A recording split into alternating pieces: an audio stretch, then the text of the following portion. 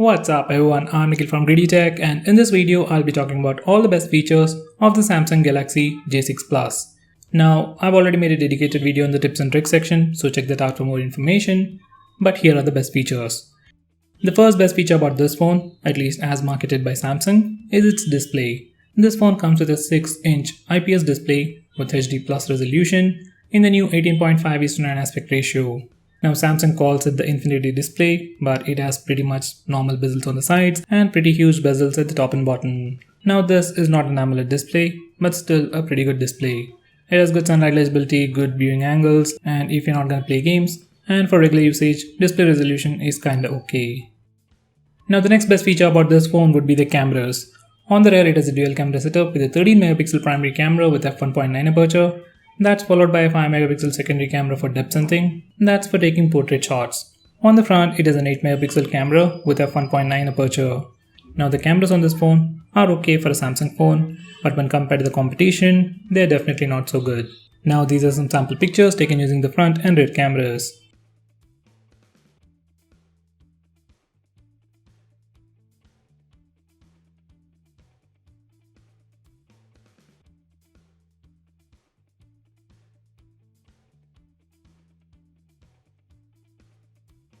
Now the next best feature on this phone would be the live focus mode. Now that's a different name for portrait mode on Samsung phones, and it does take some pretty good portrait shots. Now unlike other phones, we can change the amount of background blur effect we want before taking a picture, and even after taking a picture, we can change the amount of blur effect and even the focus point. So that's a feature very few phones offer.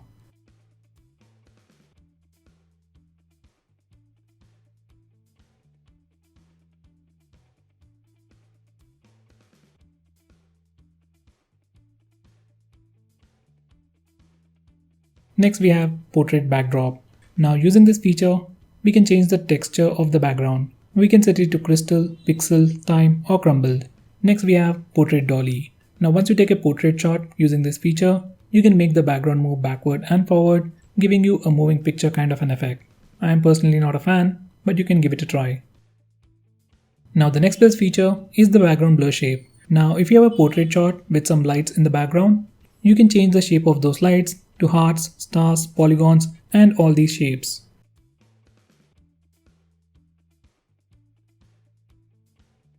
Next, this phone has a dedicated SD card slot. Unlike many other phones, this phone has 2 SIM trays along with a dedicated SD card slot. So that's a unique thing. And with the dedicated SD card slot, you never have to worry about storage on this phone. Next, this phone supports native video calling.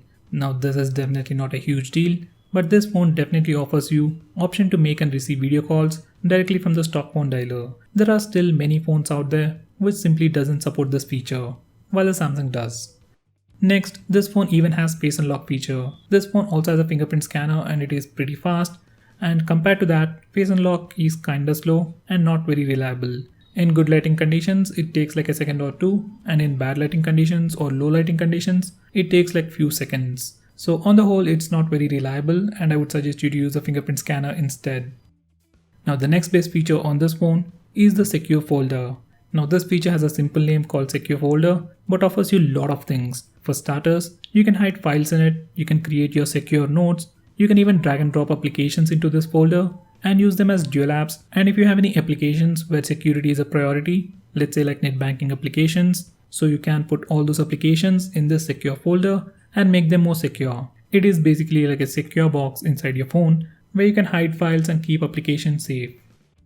Now the next best feature on this phone would be the BIXBY vision. Now once you open the camera application and click the button on the left corner, it will open Samsung Mall and then open the camera application. Then you simply point at an object and take a picture. Now this phone or the BIXBY vision will scan the image and try to find that product for you. It is not very accurate, but it does work sometimes. Next, this phone has Dolby ATMOS sound enhancement. You can enable it using the toggle, or you can simply go to the sound settings and enable it manually. You have different profiles like movie, music, voice.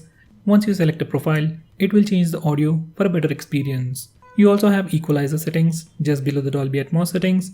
If you're an audiophile and want to change these equalizer settings, you can come here. Next, this phone even has themes.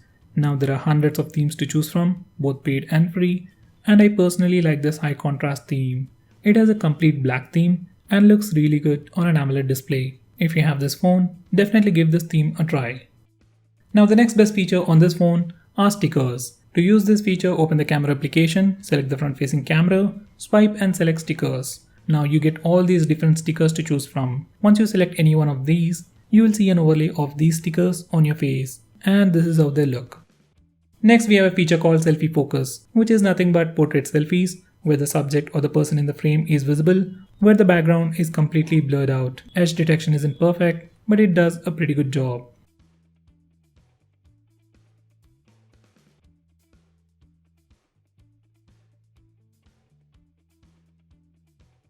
Next we have wide selfie. Now this phone comes with a wide angle lens for the front facing camera, and it does take some wide angle selfies, but if you want to take much wider selfies, you can use this feature. It is just like the panorama mode for the front facing camera. It takes 3 pictures in different angles and stitches them to give you a bigger wide angle picture. Next we have auto call recording. To enable this feature, open the phone dialer, then go to settings and then select record calls. From here you can record all calls or specific calls and even enable to show notification once the call recording has been done. Next we have Samsung Pay Mini, which is the mini version or the stripped down version of the Samsung Pay that you can find in Samsung flagships like the Samsung S8, S9 Plus and so on. It is more like a small application that links with your MobiKwik, Paytm, FreeCharge accounts along with your bank accounts and helps you make some payments. I wouldn't recommend you using this app, but you can check out the offers and the banners on the homepage for some cashback offers. Next we have blue light filter. Now just like the name suggests, once you enable this feature, it puts a warm tint on the screen and filters blue light, which is supposed to help you sleep better at night. We can also change the intensity of the filter using the slider, and we can also schedule it to turn on and turn off automatically at a specific time. Next, we have the option to change font. Usually most Android phones doesn't give you the option to change font, while this phone does. Now you can choose any one of these fonts, or if you're not satisfied, download more from the online library.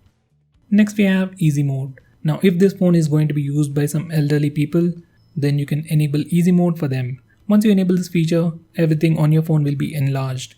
Your home launcher will change, all the icons will become bigger, font size will increase, and it just makes the phone more readable for elder people. Next we have game launcher. Now once you enable this feature, it'll create a folder called game launcher on your home screen and keeps all the games in that folder. Now from this interface, you can change your performance mode. You can set it to normal performance or battery saver. Every time you play a game, your phone will automatically switch to that power profile. Besides that, we can also mute games. Now that's not all. Once you open a game, you can find an extra button on the navigation bar. Once you click it, you get additional options to take a screenshot, to record the screen, lock the navigation bar, and even lock the screen without turning it off. On the whole, it gives you a lot of cool features, especially while gaming. Next we have a feature called one-handed mode. Now once you enable this feature and swipe up from the bottom left corner or right corner, screen size will shrink and your phone will become much more usable with a single hand. Once you are in this mode, you can click this small button to switch the screen left side or right side. Now if you don't like this gesture, you can select the second option and click the home button 3 times to use the phone in one-handed mode. Next we have a fingerprint gesture to pull down the notification bar. Once you enable this feature, swipe down on the fingerprint scanner to pull down the notification bar and swipe it up to send it back. This is really a very handy feature.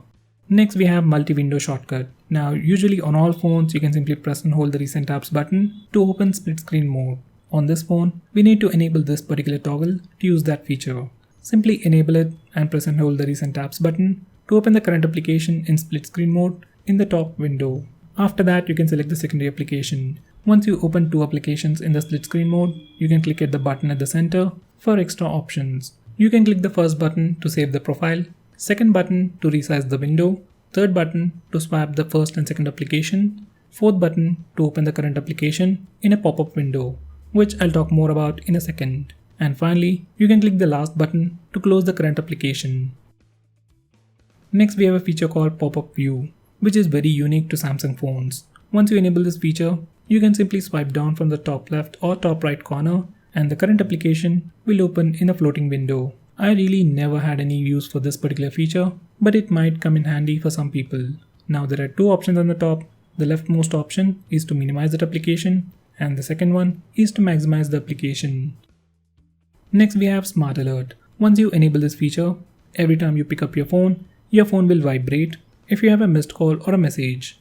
Next we have Easy Mute. Once you enable this feature, you can mute incoming calls and alarms by placing your hand over your phone or by turning your phone face down.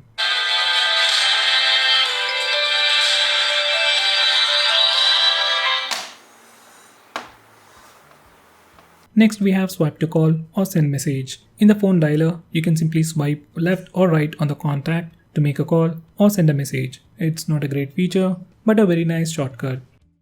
Next we have Dual Messenger, which is like dual apps for Samsung. Using this feature, you can have 2 Snapchat accounts, 2 Facebook accounts, or even 2 WhatsApp accounts on the same phone. Sadly, we can't use this feature for all the applications. Like if you want 2 Paytm accounts on the same phone, we can't do it with this feature. If you really want to do that, you can use the secure folder feature which I mentioned at the start. Now the final and probably the best feature is the maximum power saving mode. On previous Samsung phones, it was called as ultra power saving mode. Once you enable this mode, it will decrease the screen brightness, set speed limiter, restrict background network usage, limit the number of apps that you can use, and apply a dark theme. On the whole, it does all these things to improve the standby time of your phone. Now, even in this mode, you can still use Wi-Fi, Bluetooth mobile data, watch videos, and do all the regular stuff.